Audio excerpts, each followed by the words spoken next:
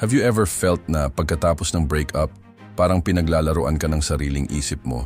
Yung tipong kahit anong gawin mo para mag-move on, parang may bahagi ng pagkatao mo na nakatali pa rin sa nakaraan. Tapos habang ikaw, hirap na hirap makaahon, siya naman parang ang saya-saya lang sa social media. Ang sakit, di ba? Pero alam mo ba, minsan mas nakakapanakit pa yung tahimik na paraan ng pagtanggap at pagbabago kaysa sa pagbabalik ng sakit o paghihigante. In this video, pag-uusapan natin kung paano mo magagamit ang breakup para palakasin ang sarili mo at maging mas matatag. Bago tayo magsimula, i-comment mo muna kung saang lugar ka nanood. Masaya akong makita kung gaano kalawak ang abot ng ating komunidad at huwag kalimutan mag-subscribe para sa ganitong klaseng usapan na puno ng aral at inspirasyon. Imagine this, wala kang kahit anong gawin, wala kang ipakita, wala kang i-post, wala kang iparamdam. Tahimik ka lang, pero sa kabila ng katahimikan mo, unti-unti niyang nararamdaman ang pagkawala mo. Ang dating sigurado sa'yo, ngayon nagtataka na. Nagtatanong sa sarili, bakit parang hindi na siya apektado? Bakit ganito ang diskarte? Kasi minsan, ang pinakamabisang tugon sa sakit ay hindi labanan ito ng direkta, kundi hayaan itong dumaan habang binabago mo ang sarili mo. Ang ultimate na revenge ay hindi naman talaga paghihiganti. Ito ay ang hindi pagpapakita ng kahinaan o kawalan ng kontrol sa emosyon. At alam mo ba, ang katahimikan at pag-iwas ay mas nakakagulo sa isip ng taong umalis kaysa sa kahit anong drama o pagpapakita ng paghihirap. Number 1, feel the pain but don't break. Hindi mo kailangang magpanggap na hindi masakit. Lahat tayo nasasaktan, lalo na kapag nag-invest tayo ng oras, pagmamahal at pangarap sa isang tao. Pero ang tanong, paano mo haharapin ang sakit na yan? Ang unang hakbang, feel the pain. Huwag mong itaboy o itago. Umiyak ka kung kailangan, magluksa. Pero tandaan, hindi mo dapat hayaan na lamunin ka nito. Yung proseso ng pagtanggap ng sakit ay parang pagkakaroon ng sugat. Hindi mo pwedeng takpan at baliwalain. Kailangan mong hayaan itong maghilom sa tamang paraan. Ang mahalaga dito ay hindi ka magmumukmok sa isang sulok at hayaang ang sakit ang magdikta sa buhay mo. Ang susi rito, discipline. Oo, mahirap magpigil ng emosyon lalo na kapag bumabalik ang alaala. Pero bawat oras na pipiliin mong hindi mag-text, hindi mag-stalk at hindi magmakaawa para bumalik siya, yun ang oras na lumalakas ka. Naaalala mo ba yung mga pagkakataon na kahit nasasaktan ka, pinili mong magpatuloy sa buhay? Yan ang resilience. Yan ang stoicism sa aksyon. Number 2, go ghost. Alam mo kung ano ang isa sa pinaka-powerful na move pagkatapos ng breakup? Disappear. Oo, ganun kasimple pero ganun din ka-epektibo. Ang pagiging ghost sa buhay niya ay hindi ibig sabihin na nagtatampo o nagtatanim ka ng galit. Ang ibig sabihin nito ay tinatanggap mo na tapos na. At ang pinakamahusay na paraan para makabangon ay alisin ang sarili mo sa equation. Walang update. Walang paramdam, walang like o comment sa mga post niya, walang patingin nga kung masaya siya. Ang totoo, habang patuloy mong binabantayan ang buhay niya, lalo mo lang pinahihirapan ang sarili mo. Pero kapag bigla kang nawala, magugulat siya. Makikita niya ang kawalan mo at magtatanong siya, bakit parang okay ka lang? Bakit parang hindi ka devastated? Silence is power. Hindi mo kailangan ng eksplanasyon o closure mula sa kanya dahil ang pinaka-importanting closure ay ang sarili mong desisyon na bitawan ang sakit at yakapin ang katahimikan. Ang totoo, mas nakakatakot sa kanya ang pagkawala mo kaysa sa kahit anong paliwanag o away. Number 3, starve the memory. Napansin mo ba na habang patuloy mong binabalik-balikan ang mga alaala, mas lalo lang itong humahapdi? Kaya't ang sunod na hakbang, starve the memory. Tanggalin mo lahat ng paalala sa kanya, mga litrato. I-delete mo na, mga chat at screenshots, burahin mo, mga bagay na bigay niya, itabi mo o ipamigay. Huwag mong hayaan na ang memorya niya ay patuloy na sumasakal sa mentalidad mo. Ang goal dito ay hindi para kalimutan siya ng pilit, kundi para pigilan ang sarili mong paulit-ulit na saktan ang sarili mo. Paano mo siya hahayaan na magpatuloy sa buhay kung ikaw mismo kinukulong ang sarili mo sa alaala niya. Ang katotohanan, ang taong gusto mong bumalik ay hindi babalik dahil sa luha mo. Babalik siya kapag nakita niyang hindi na siya ang sentro ng mundo mo. Number 4, become unrecognizable. Kaysa mag-focus sa kawalan, mag-focus ka sa pagpapalakas. Gamitin mo ang oras at lakas na ginugol mo dati sa relasyon para i-build ang sarili mo. Mag-exercise, matutong magluto, mag-aral ng bagong skill. Kapag nakita niya ang transformation mo, physically, mentally, at emotionally, masasabi niya sa sarili niya, "Sino to? Bakit parang mas maganda pa ang buhay niya ngayon?" Hindi may ito tungkol sa pagpapakita ng pagbabago para magpabalik siya. Ito ay tungkol sa tunay na pagbabago para sa sarili mo. Kasi sa huli, ang pinakamagandang pagbabalik ay ang hindi na kailangang bumalik sa kanya. Kung nasimulan mo nang mag-move on sa pamamagitan ng pagtanggap sa sakit, pagiging ghost, paglimot sa alaala, at pagpapalakas ng sarili, congrats! Pero hindi pa diyan nagtatapos ang kwento. Ang tunay na transformation ay hindi lang sa pisikal o panlabas na anyo, kailangan din itong makita sa iyong paninindigan at sa kung paano mo harapin ang mga natitirang emosyon. Marami pa tayong dapat pag-usapan dahil ang proseso ng pagbawi sa sarili ay hindi simpleng hakbang lang. Isa itong patuloy na laban sa pagitan ng dati mong nararamdaman at sa bagong pagkatao na gusto mong buuin. At dito papasok ang susunod na hakbang na sobrang crucial para sa pagbabalik ng kontrol sa buhay mo. Number 5, control the frame. Mahalaga sa lahat ng sitwasyon na ikaw ang may control sa frame. Ano ibig sabihin nito? Simple lang, huwag kang magpaliwanag, huwag kang mag-justify, at huwag kang magmakaawa para sa closure. Ang pagpapaliwanag ay parang pagbibigay ng power sa kanya para kontrolin ang nararamdaman mo. Kung magtanong siya, bakit bigla kang nawala? O kaya, bakit hindi ka na nagparamdam? Huwag kang mag-overthink. Simple lang ang sagot. I just needed time for myself. Walang drama, walang galit. Diretso lang.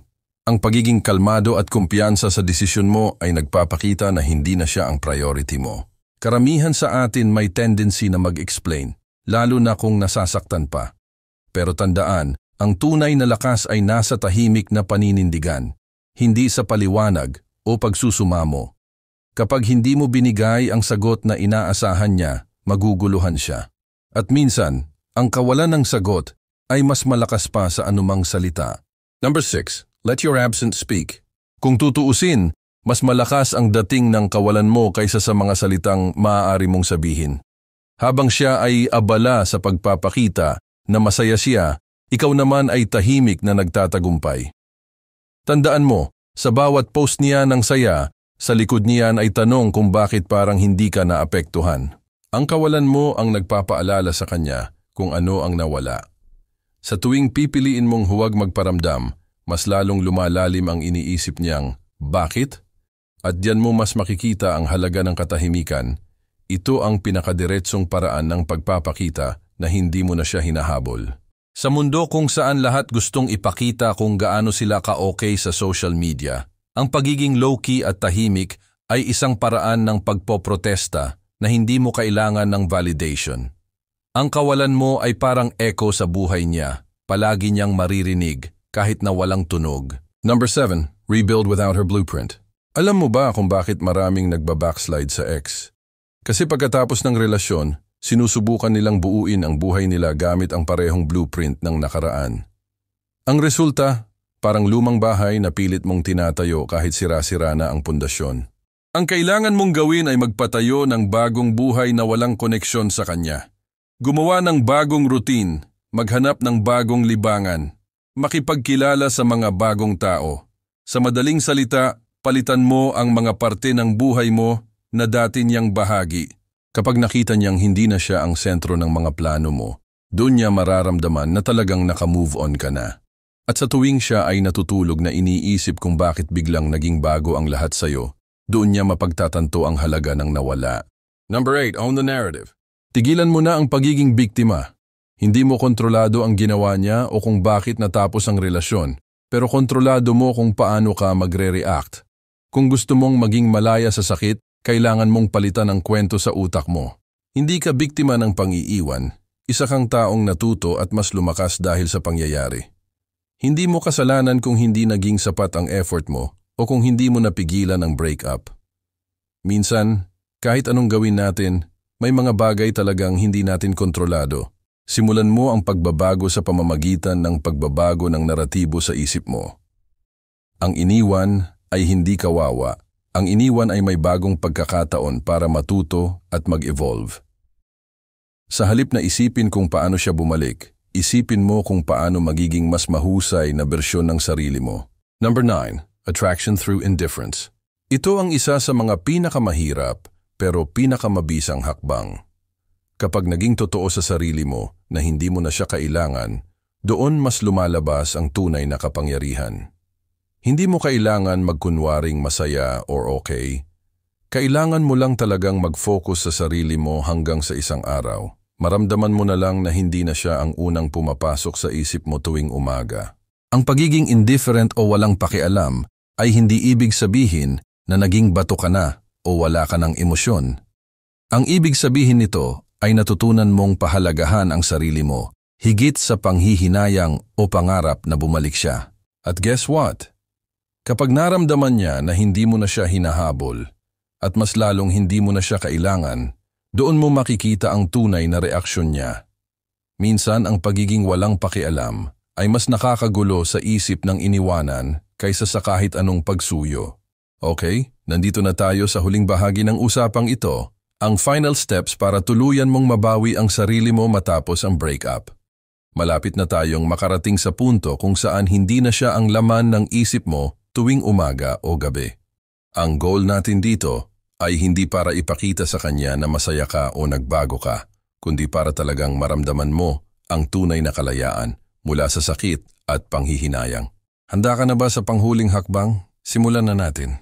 Number 10. She Spiral You Rise. Alam mo kung ano ang pinakamakapangyarihang gantimpala sa lahat ng paghihirap at pagpupursigi mo? Yung araw na marirealize mo na hindi na siya ang sentro ng mundo mo, na kaya mong tumayo, magpatuloy, at maging mas malakas na walang panghihinayang sa nakaraan. Kapag dumating ang puntong to, makikita mong siya naman ang unti-unting nalulunod sa tanong kung bakit hindi mo na siya hinahabol. Sa tuwing may maririnig siyang tungkol sa mga bago mong ginagawa o sa bagong ikaw na ipinapakita sa social media, doon siya magsisimulang magtaka. Pero ang sikreto, hindi mo ginawa ang lahat ng ito para saktan siya o para maghiganti. Ginawa mo ito para sa sarili mo. Ginawa mo ito dahil deserve mo ang kapayapaan at kaligayahan kahit wala na siya sa tabi mo. At habang siya ay nababalisa, nagtataka, at naghahanap ng kasagutan sa katahimikan mo, ikaw naman ay abala sa pagbuo ng mas magandang buhay. Yun ang tunay na tagumpay, ang hindi na kailangan patunayan ang sarili sa kanya dahil sapat ka na sa sarili mo mismo. The best revenge is no revenge. Hindi mo kailangang magpakabiter o magplano ng kung ano pang paraan para ipakita sa kanya na mali siya sa pang-iiwan. Ang pinakamabisang revenge ay ang simpleng pagtanggap na wala na siya at pagpili na magpatuloy sa buhay mo ng mas malakas at mas matatag. Walang drama, walang sumbatan, walang eksena. Ito ang tunay na stoic approach, pagtanggap sa katotohanan at pagpapalakas mula sa sakit. Hindi ka magpapadala sa emosyon, hindi ka gagawa ng eksenang magmumukhang desperado. Tahimik kang lalakad papunta sa bagong yugto ng buhay mo, hindi para patunayan sa kanya ang pagbabago, kundi para sa sariling kapayapaan. Moving on doesn't mean forgetting. Minsan iniisip ng iba na ang pag-move on ay kailangan mong burahin lahat ng alaala at magpanggap na parang walang nangyari. Pero sa totoo lang, hindi ganoon ang proseso. Ang moving on ay hindi paglimot kundi pagkatutong magpatuloy kahit na may bakas pa ng sakit. Hindi mo kailangan kalimutan lahat ng masasayang alaala. Pero huwag mo rin hayaan na ang mga alaala ay gawing hadlang sa progreso mo. Ang mahalaga ay matutunan mong balikan ang nakaraan ng hindi na nasasaktan o nanghihinayang. Kapag nagawa mo yan, iyon ang tunay na kalayaan. Tandaan mo, ang pinakamakapangyarihang mindset matapos ang breakup ay ang pagiging indifferent. Hindi ibig sabihin nito na naging bato ka na o wala ka ng puso. Ang ibig sabihin nito ay natutunan mong kontrolin ang sarili mong reaksyon sa mga bagay na hindi mo na makokontrol. Siya, desisyon niya ang umalis. Ikaw, desisyon mong magpatuloy at maging mas mahusay na bersyon ng sarili mo. Kapag nagawa mong ituring ang breakup bilang isang leksyon at hindi bilang isang pagkatalo, doon mo makikita ang tunay na lakas ng pagiging indifferent. At habang siya ay tuluyang naguguluhan sa panibagong ikaw, tandaan mo na ang mahalaga ay hindi kung bumalik siya o hindi, kundi ang pagkakaroon ng kapayapaan sa sarili. Ang bawat sugat na naranasan mo ay hindi ka walang bisa. Ito ang humubog sa iyo para maging mas matatag at mas marunong. Hindi ka mahina dahil nasaktan ka. Mahina lang ang mga hindi marunong bumangon matapos madapa. Ngayon, isipin mo ang bagong sarili mo. Isang tao na hindi na natitinag ng emosyon o ng nakaraan. Isang tao na kaya nang humarap sa salamin at sabihin, "Ginawa ko ang lahat ng makakaya ko, at ngayon, mas pinipili ko ang katahimikan at kalayaan kaysa sa panghihinayang." Hindi madaling tanggapin ang sakit. Pero ang pagsubok na ito ay nagbibigay sa iyo ng pambihirang pagkakataon para patibayin ang sarili mo. Kaya huwag kang matakot na maghilom ng mag-isa. Huwag kang magmadali. Ang bawat araw na lumilipas ay hakbang papalapit sa mas matibay at mas panatag na bersyon ng sarili mo. At sa huli, tandaan mo, ang tunay na lakas ay hindi sa pagpapakita ng galit o paghihiganti, kundi sa kakayahang magpatuloy ng may dignidad at katahimikan. Huwag mong sayangin ang oras sa paghahabol o pagpapakita ng pagbabago para lang sa kanya. Gawin mo ito dahil mahal mo ang sarili mo. Dahil deserve mong maging masaya at malaya. Kung nakarelate ka sa pinag-usapan natin, huwag kalimutang mag-comment at sabihin kung paano mo kinokontrol ang sarili mo matapos ang breakup. At syempre, i-like at i-subscribe mo na rin para sa mas maraming videos na magpapatibay sa iyo.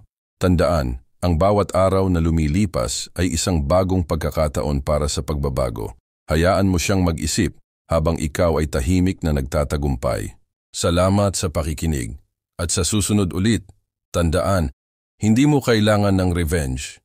Ang katahimikan at paglago mo ang pinakamalakas na pahayag